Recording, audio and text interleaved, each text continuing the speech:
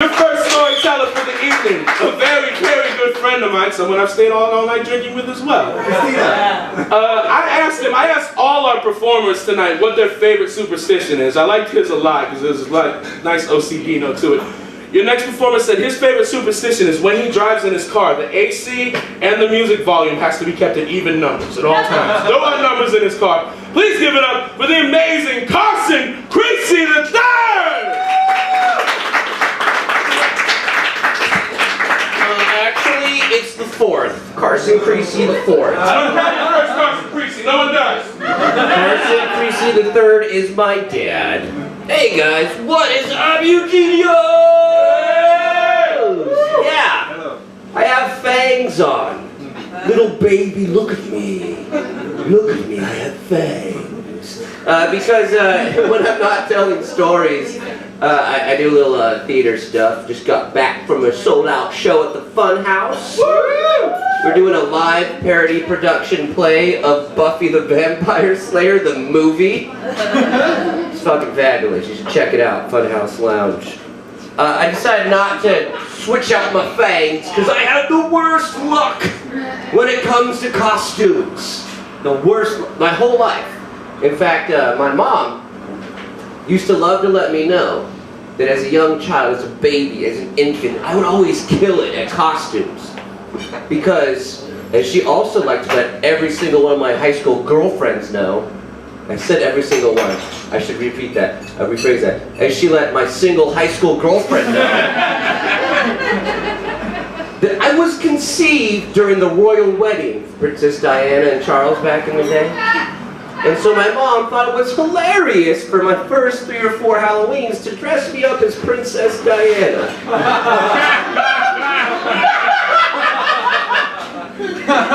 Now when my mom discovers on Facebook that I'm performing in drag, she has only herself to blame. And I had the worst luck. Like even when I started to pick out my own costumes, terrible luck. Because I was really good at it. I loved presidents of the United States of America. Not the band, they're really shitty, but I was obsessed with presidents. I had this president book, and my favorite president when I was in elementary school was Abraham Lincoln. So I got to create my own costume one Halloween when I was in like 1st grade, and I was like, I'm gonna be Abraham Lincoln. But I remember from the book that's like, oh yeah, by the way, Abraham Lincoln, great president, Civil War, all this great stuff, abolished slavery, and he was shot in the head at a movie theater, or theater, as it was back in the day, T-H-E-A-T-R-E, theater. And so we were at the Halloween party at North Coast Presbyterian Church in San Diego, California. Yeah, SBPC, there we go. And I was always dressed as like an 8-year-old Abraham Lincoln with a hat and suspenders and a fake beard. But at this Halloween fair, they had a booth where you could gore up your costume. Like they would make you bloody. They would give you like bloody bandages. So I was like, oh, I'm Abraham Lincoln. Why don't you put a bloody bandage around my head? Because as we all know, I got shot in the head. So I was an adorable, mutilated, walking dead Abraham Lincoln zombie. And I entered a costume contest with all the other kids. Like little kids, all the way up to like elementary school kids, and maybe even a couple middle school ringers. And I got 2nd place, you guys. Thank you. No, you should not applaud for that, because 2nd place, terrible luck, was so shitty. 1st place was like a $25 gift certificate to KB toy stores, which that's like winning the lottery when you're 9 years old. And I lost 1st place to a girl that was at least twice my age, dressed as a credit card. Boo, right? Fuck big banks. Boo, that's right. And so like, she got all the glory and all the toy moolah. And 2nd place was a giant pumpkin lollipop. It was the most gross, disgusting lollipop that I never ate. I didn't even like spite eat. I was like, fuck this lollipop, Mom, I don't want that. Give me some Butterfingers and Reese's. Terrible luck with the costumes, man. That was the worst. But I did have some good luck with costumes, because about 2 summers ago, my mom and my brother, we all reconvened, had a little family reunion down in Los Angeles, California, where my brother hangs out and lives. And my mom came out to visit us from the Midwest, and we decided that as soon as we got off the plane, we were gonna go, and we had tickets for Let's Make a Deal with Wayne Brady. Now, for those of you who don't know, Let's Make a Deal is not the briefcase game with Howie Mandel. Let's Make a Deal with Wayne Brady is that show where it's like, what's behind door number 1? What's behind door number 2? Pick a door. You picked 1, there's nothing behind that, you idiot. It's like a ping pong table. Behind door number 2 was a free car and you fucked up. There's nothing in the box. You're so stupid. It's a great show. And to get on the show, you were encouraged to dress in a costume. And we had just rolled into Los Angeles. I got off the plane, my girlfriend, my brother and I, from Portland. And I already had a costume, because I'm a weirdo. I had a Hawaiian shirt, some goofy shorts. We went up to a vintage store right on Hollywood and Vine, and we got more decked out.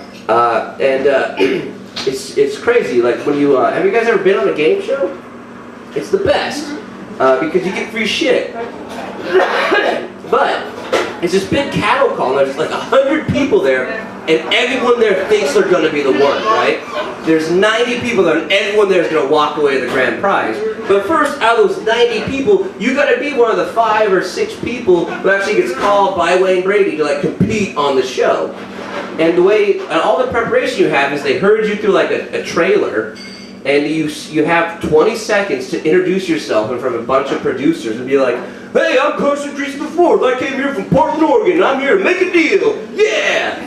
And based off of that, they decide whether or not like you're on their radar to bring up to compete in the real game show. And my mom was adorable. And she was dressed as a Harlem Globetrotter. Don't ask me why. It was just the costume she picked out. And my brother had a big old, like, it was great. And I knew they were in love with my mom. And right when we got into the showroom where it's filmed, they're like, just file in and pick a seat. And we sat down. And then this producer with a clipboard, and anyone on a game show with a clipboard is a big deal, you guys. You need to know that right away. So this lady with a clipboard came up to me and my mom like, you two, move over here. And I was like, sweet, that's a good sign. Because that means maybe we have like a better like camera angle and they like us, they're into our stuff. And I was convinced my adorable mother was gonna get picked. And so the show begins, Wayne Brady comes out, everyone like loves him, like every shitty thing he says is the most hilarious thing in the world. And they coach you, they're like, if we think you're gonna be one of the ones who get picked to play the game, and if you're not dancing and hopping and being all hyped up, we're gonna skip over you. So we were just like going aggro, screaming our lungs out, we were so excited. And Wayne Brady starts walking through the audience to pick out, the first contestants on the game show. And he picks like one other person, picks another person, and he's walking towards my mom and I. And it's just kind of like this slow motion, like, oh my God, is it happening? Is it gonna happen? Am I dreaming right now? I haven't slept in like 18 hours, this is gonna be insane. And like Wayne Brady turns to us and looks at my mom, then looks over her and goes, Carson Creecy, let's make a deal. And I'm like, yes! Holy shit! And you can like feel like everyone's attention, the camera's on you, it's like you're walking down, it's like the front of the crowd. And it's me and 3 other people, a 19 to 22-year-old like jazzercise girl, and an older black woman who's just dressed in her curlers. Like she was in my camp. She just like wore what she would have worn anyway, and it was like, oh, that's a great costume. Come on down. And so they make us like do competitive guessing, which apparently I have terrible luck at, because we had to like they both pull out this like big board, and Wayne Brady's like, behind every one of these 9 cards that has a letter on it is a number. Now you guys are gonna randomly pick letters, and then whoever has the highest number on the back of that card gets to advance. So it's like competitive blind guessing, which again, I'm awful at. But not as bad as the woman who won.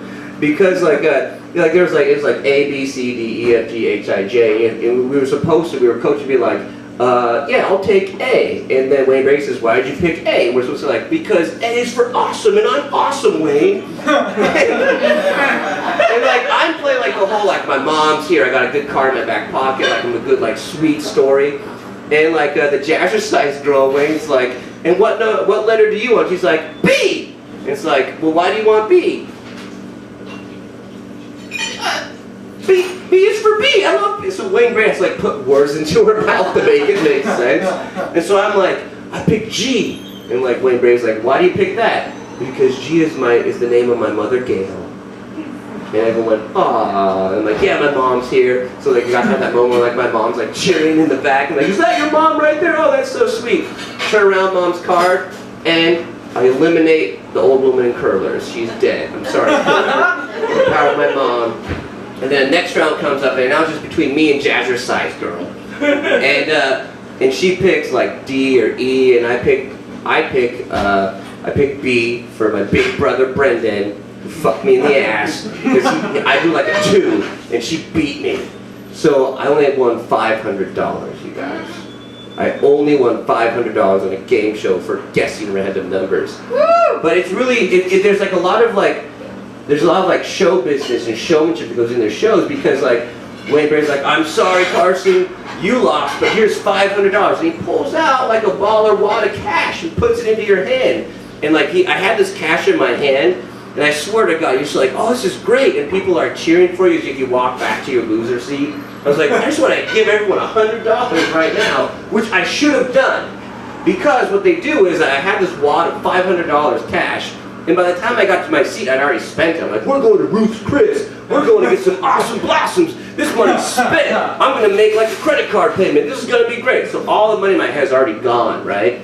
And then I sit down on my seat, and another dude in a clipboard, again, powerful authority figures in the game show business, comes up.